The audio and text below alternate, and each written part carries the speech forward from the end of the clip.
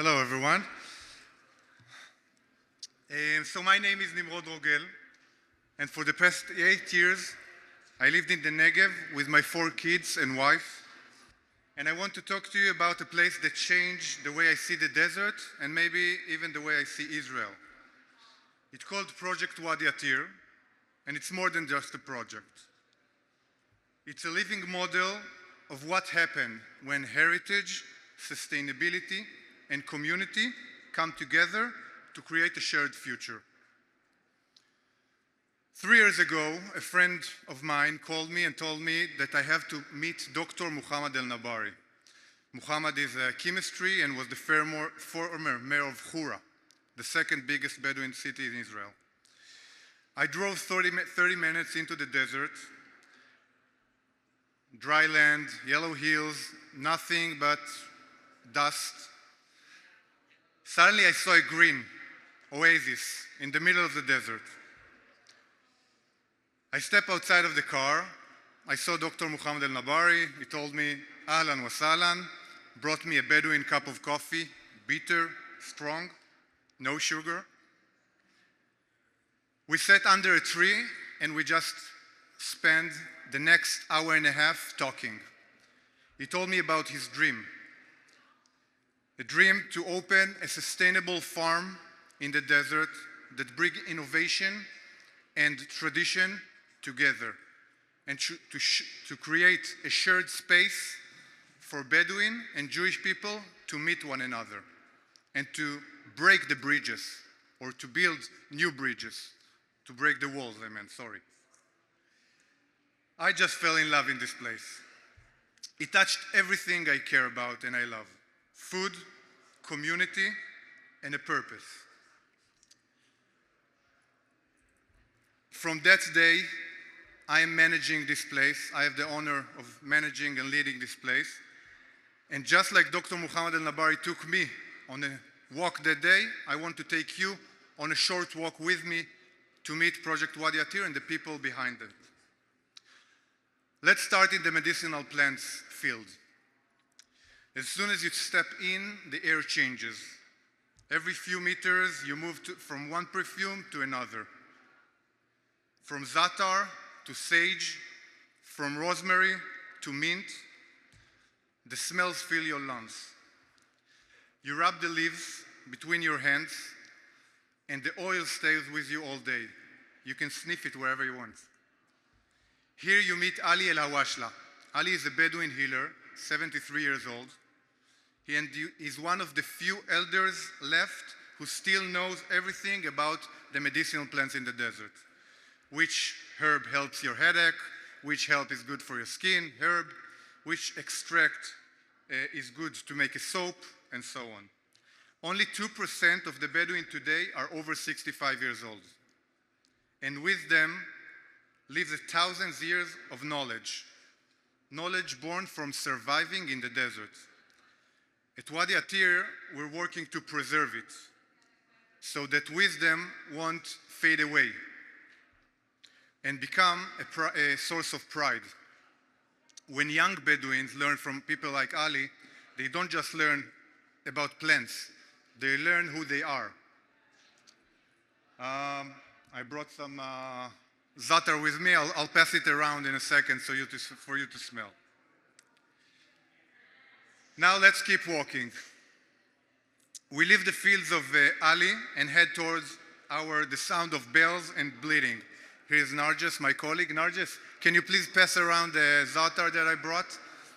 Narges is my colleague, the head of fundraising for Project Wadi Attir, a Bedouin Muslim woman. So we walk to our herd, about 500 sheep and 200 goats. You hear the sound of them, the bleeding, the bells. There you'll meet Knife. Knife is with us for 8 years, and he lived just across, like a few minutes from the farm, in an unrecognized village. Knife didn't go to school.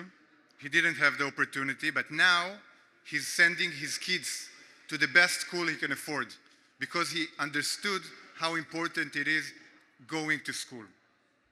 He knows every animal by name. Even when a new lamb is born, and I just got a picture of new lambs that was born yesterday, he's coming at night to make sure it's warm, it has the milk it needed, and make sure it's healthy. He also teaches our other herders all of the knowledge he knows. And we're also doing free workshops for other herders from the Bedouin community to develop their knowledge and professionalism. From that herd we'll go to the dairy, where you'll meet Hanin. Hanin is a Bedouin lady, Bedouin woman, our head cheesemaker. She learned her craft from her grandmother, and now she's leading the one and only Bedouin dairy in Israel, with certified kosher, with the health minister, approved by the Minister of Health.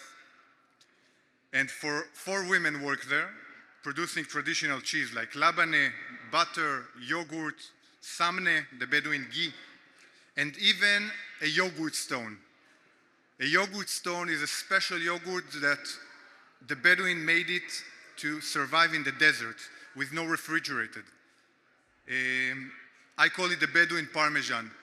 I will ask Narges to pass around some of the yogurt stone, please.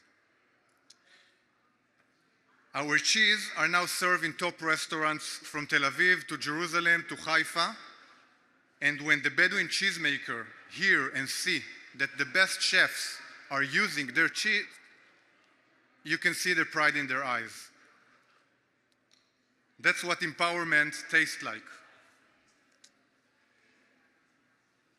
From there, we'll go to the visitor center. The visitor center is the heart of our community. In the middle, you'll see a big Bedouin tent with red and black stripes on that, a big green field around it. We bring people from all around the world to see and meet the Bedouin people in Project Wadi Attir. Jewish people, young, elderly, tourists from all around the world coming to meet our guides. Every month, about 2,000 visitors. We run workshops on cheese making, herbal teas, and even Arabic lesson. Last summer, we hosted a Jewish Bedouin summer camp. We had 2 rounds, 30 kids every round.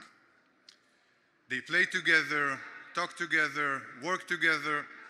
At the end, one of the Bedouin mother posted online on Facebook, "My son learned how to say shalom in another language."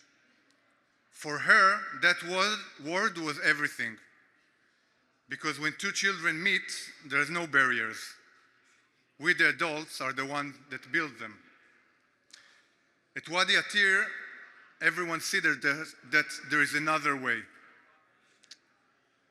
So this is Wadi Attir, a walk through a living model of coexistence between people and nature, between Bedouin and Jewish, between tradition and innovation. It's not only a Bedouin story. That's the story of Israel. That's the story of partnership and about how we want to see the Negev in the future. Because my 4 kids will live in the Negev, I hope. And Narges' kid will live in the Negev.